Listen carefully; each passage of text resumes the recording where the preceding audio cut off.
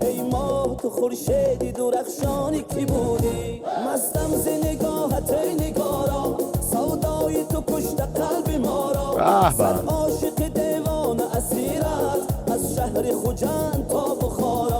درود بر شما دوستان عزیز، خیلی خوش اومدید به چنل پریفان میوزیک، چنل پیشنهادهای خودتون. دوستان خوش برگشتید. قراره بریم با هم دیگه یک آهنگی رو بشنویم بسیار شنیدنی، بسیار دوست داشتنی رو با هم دیگه همراه بشیم تا انتها با من باشید. گپ خواهیم زد، نظراتتون رو برای ما بنویسید، پیشنهاداتتون رو کامنت کنید، حالا یا لینک ویدیو رو بفرستید یا اسم اون اثری که دوست دارید بشنویم رو بفرستید واسه همون دور هم دیگه این زمان رو خواهیم گذروند و لذت خواهیم برد. بریم و شنونده باشیم. قراره بشنویم آهنگ رستم عظیمی جان رو به نام مستم، با یه ویدیو کلیپ تاریخی هم هست و کلی سورپرایز داره قطعا توش. بشنویم. شاهم به دربار شما با تکلیف ملیکه از خوجند باستان حافظی خوش صدا رستم عظیمی قدم رنج نمودم. اجازت دهید درآید. به به. السلام علیکم شاهم. درود بر شما. دختری من عاشق صدای دلنشین شماست. از دیدارتان سرفرازم. برای قبول عاشق خودش نیست، تشکر عاشق شاهم. صداش.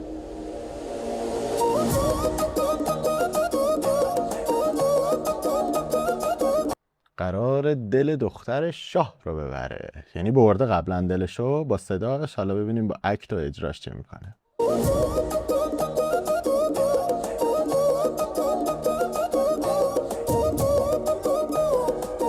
واو، دختر شاه هم اومد.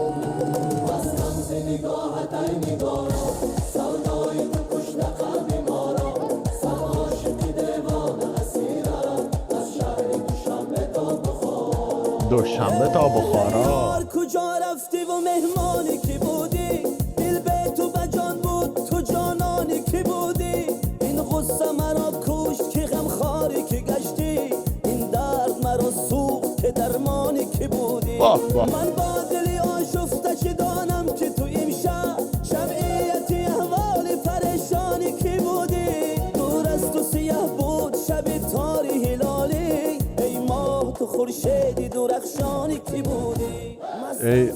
ای ماه تو ماه درخشانی که بودی.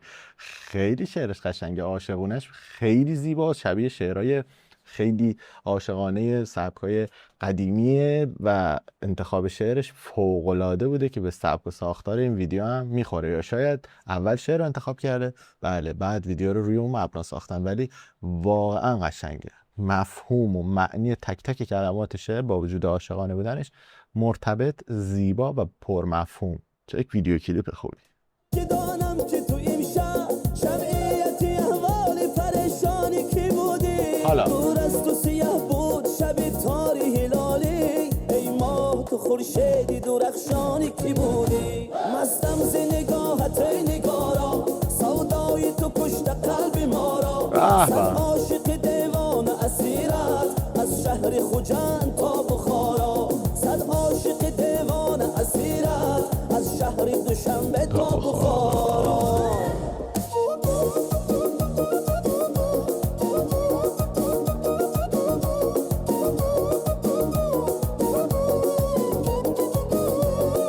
خیلی خوب آهنگه.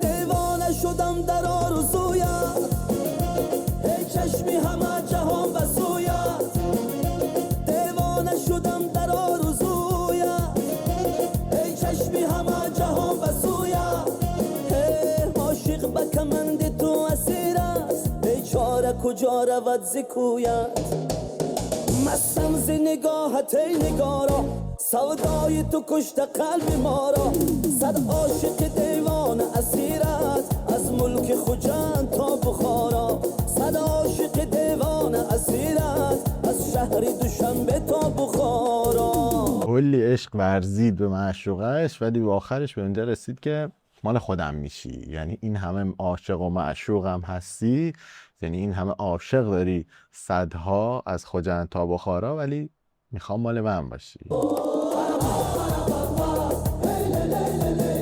آها، این خوبه.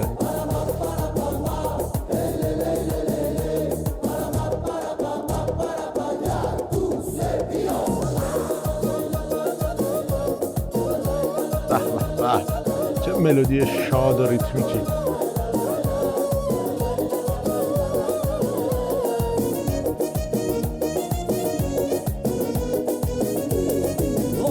مستم ز نگاهت ای نگارا، مستم ز نگاهت ای نگارا،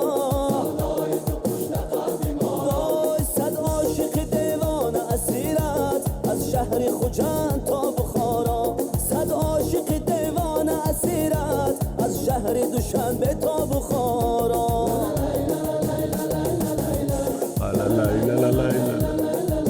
چه ریتمی.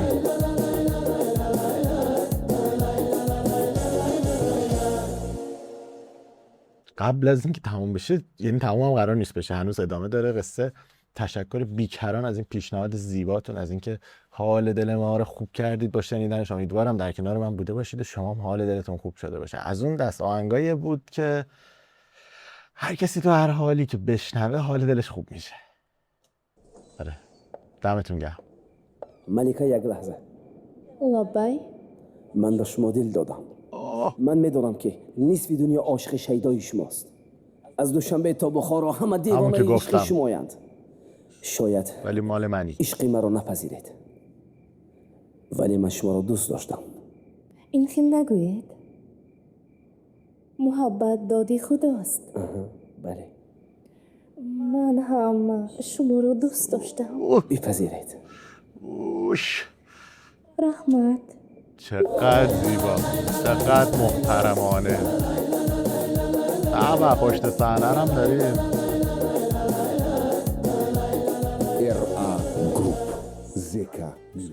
کامیار عزیزا، یک ویدیو کلیپ بسیار خوب، یک آهنگ بسیار شاد، یک شعر پرمفهوم، یک ترکیب زیبا و این پایامندی عاشقانه زیباش. چقدر کلمات زیبا و مؤدبانه و من عاشق اون کلمه ای هم که عزیزان تاجیکستان همیشه استفاده میکنن، رحمت، که کلمه بسیار زیبایی است، بجاست و خیلی قشنگه جایگاه استفادهش و همیشه ما لذت میبریم از این واژگانی که استفاده میشه، چون تک تک این کلمات استفاده‌های مختلفی دارن و در گویش الان کشور ایران و فارسی معمول و رایج توی ایران خب کلمه رحمت شاید جای دیگری هم استفاده میشه، ولی خب این که توی مثلا این جایگاه کلماتی به این سبک استفاده میشن اون بزرگی و زیبایی و شیرینی زبان فارسی رو صدچندان میکنه و یه لذت دیگری به ما داد. باز هم رستم عظیمی یه شاهکار، یه عاشقونه خیلی قشنگ و دلپذیر. مرسی از این پیشنهاد خوبتون. با کلی پیشنهاد دیگه برمیگردیم خدمتتون و با هم دیگه وقت میگذرونیم. امید دیدار.